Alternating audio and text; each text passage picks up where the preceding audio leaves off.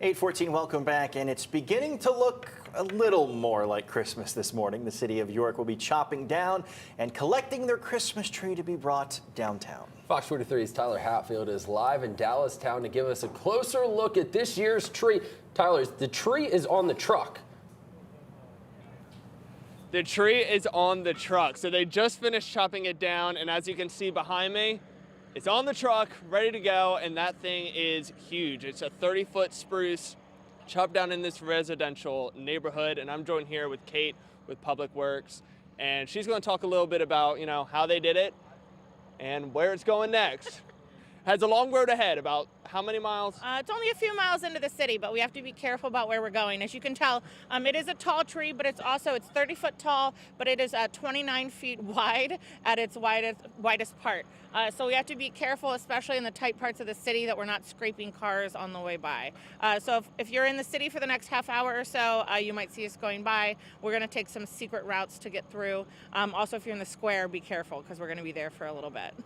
And we have that route too. We can explain if people want to come check it out when it's on the way. Oh, you want to keep it secret? No, okay, never mind. We're changing it because we want it to be, because it's so fat. Our tree's so fat, we have to change our route. Yeah, you should have saw it earlier when it was up in the sky. It was twirling as it was laying down on the truck, but we finally got it. So we have a couple more minutes maybe until we start going. I'm not sure. We have to ratchet it down. In the past, we have lost the tree en route.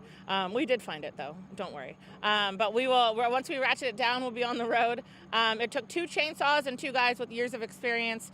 They've been doing this since the 60s, I've been told. So they know a little thing or two about cutting down trees. Yeah, they did it pretty quick. They did. I was very surprised. I expected to be here a lot longer. That's why we pushed this up a little bit.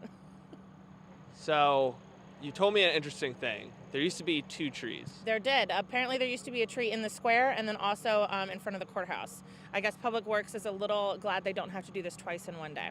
Yeah, twice in one day would be a lot. And honestly, how big that tree is, like you said, 30 feet. I mean, that's basically 2 trees. It looks like 2 trees. And then we would need 2 trucks and 2 cranes, which we're lucky enough today.